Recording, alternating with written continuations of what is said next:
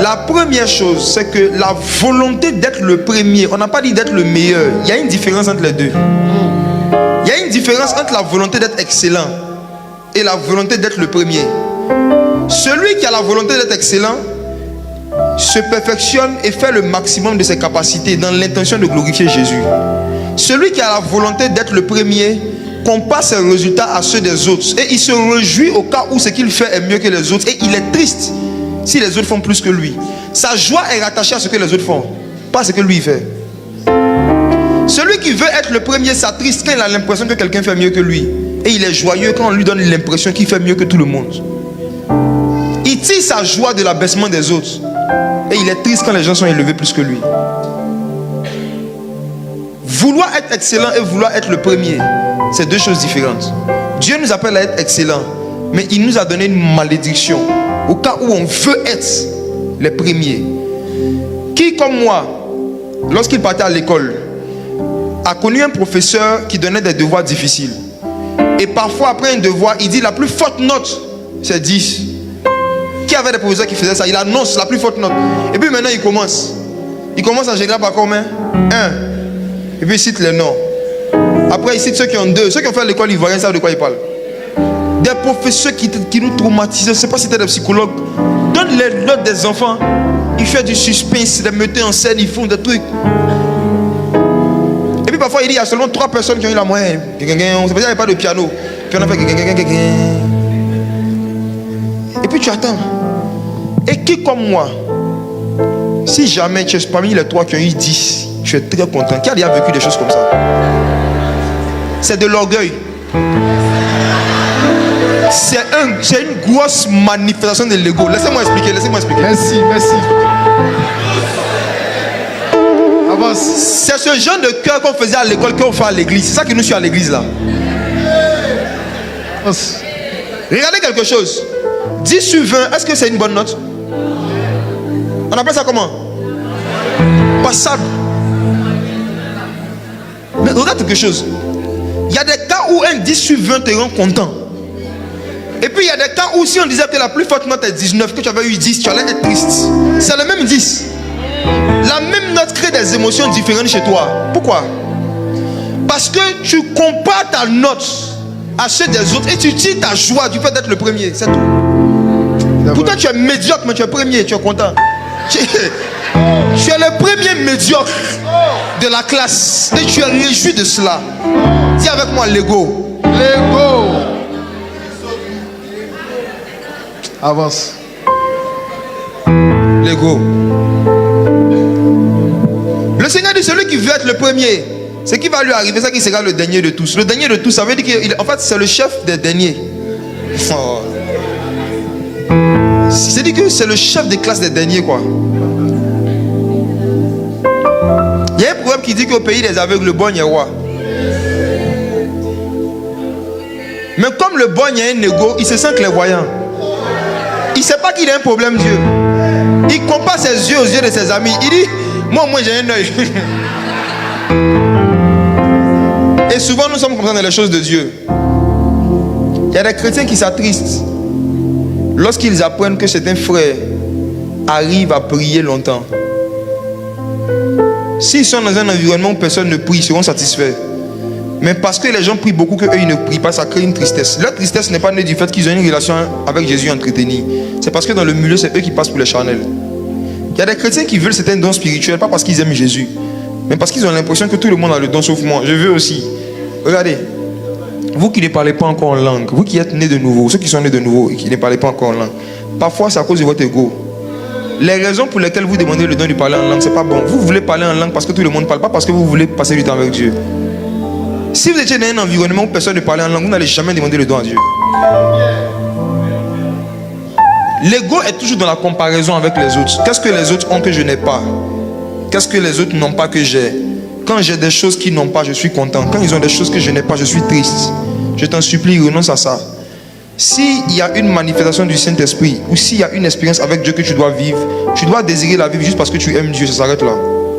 Tu ne dois pas désirer la vivre parce que tu as entendu que tel frère a vécu, tu veux vivre. Je me rappelle, il y a une soeur, un jour je l'appelais, elle pleurait, j'ai dit pourquoi tu pleures? Elle dit, ça ne va pas dans ma vie chrétienne. Elle dit, qu'est-ce qui ne va pas? Elle dit, je prie depuis longtemps, je veux voir Jésus, je veux voir Jésus, je veux voir Jésus, je veux voir Jésus. Il ne m'apparaît pas. Elle pleure. Et il dit, si je le vois, papa, quoi. Il lui a demandé quoi? Tu veux lui dire quoi? Qu'est-ce que tu veux lui dire que tu ne peux pas lui dire là? Et puis tu dois le voir d'abord. Vois, souvent il y a tes amis qui t'appellent, qui te disent, je dois te voir. Tu leur dis, parlons au téléphone. Il dit, non, il faut qu'on se voit. Il y a des chrétiens qui veulent faire ça avec Jésus. Il dit, Seigneur Jésus, apparaît-moi. Je veux te voir, je veux te voir, je veux te voir. Je la regardais et je lui ai dit, pourquoi tu veux voir Jésus? Elle dit, non, parce que je l'aime. Il dit, non, il faut te calmer. Il faut te calmer, il faut te calmer, il faut te calmer. Nous tous, on l'aime ici. Je lui ai dit, tu as écouté une prédication où la personne qui parlait a dit qu'il voit Jésus régulièrement. Donc tu t'es dit en toi-même, mais pourquoi il ne vient pas chez moi aussi? Dis avec moi, jalousie prophétique. Jalousie prophétique. Dans le livre de Jacques, le Seigneur dit, vous demandez et vous ne recevez pas. Parce que vous demandez mal. Dans le but de satisfaire vos passions. J'ai dit que Jésus ne va jamais t'apparaître parce qu'il t'aime. Les enfants d'Israël, lorsqu'ils adoraient le veau d'or, Dieu a dit à Moïse dans Exode chapitre 34, je ne viendrai pas au milieu d'eux parce que c'est un peuple au cou raide. Si je viens, je vais les détruire. Dieu les aimait tellement qu'il leur a retiré sa présence. Parce qu'ils avaient, quand il dit un peuple au cou raide, ça dit un peuple orgueilleux qui a de l'ego. Et à cause de leur ego, la gloire de Dieu n'est pas compatible. Il y a des manifestations de la présence de Dieu qui ne sont pas compatibles avec certaines manifestations de l'ego. Si le Seigneur vient avec le cœur que tu as, il va te détruire. Il va te détruire. La gloire de Dieu exige un certain niveau d'humilité. C'est pour ça qu'il dit l'humilité précède la gloire.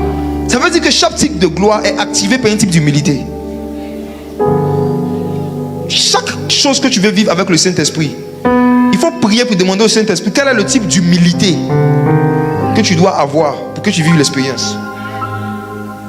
La Bible dit que Moïse, Dieu parlait avec lui face à face comme un homme parle à son ami.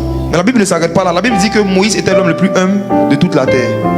La Bible a fait exprès de nous donner les deux informations pour dire qu'en fait, ce qui créait ce genre d'expérience, c'était l'humilité en fait.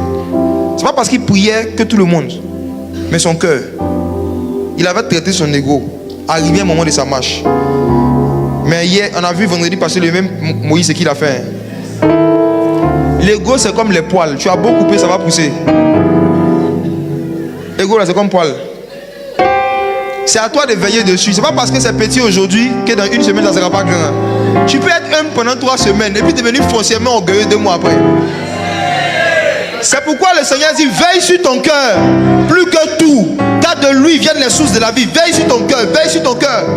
J'ai connu un pasteur que je suis allé voir qui me disait qu'il va en retraite chaque semaine. J'ai dit, ah, homme de Dieu.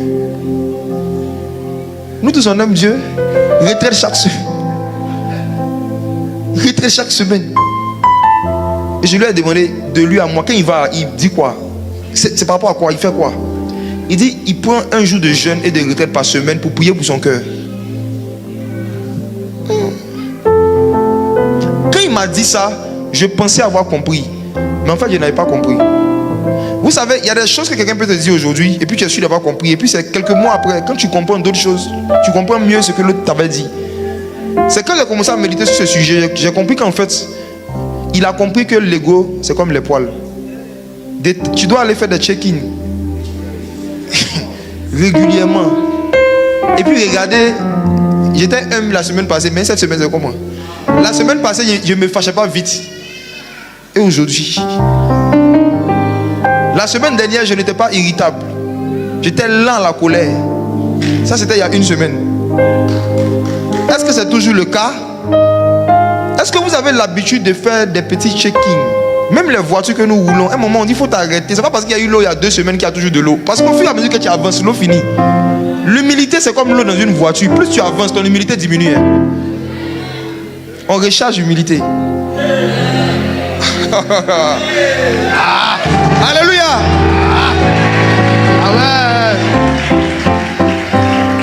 Et les stations de sens pour recharger son humilité, briser son ego, c'est le temps de retraite spirituelle, personnelle.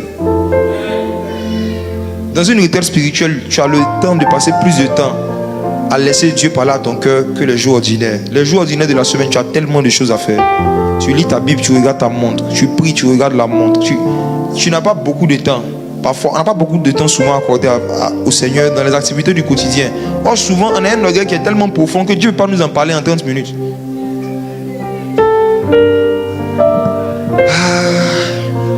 Souvent, on a des égos tellement humbles.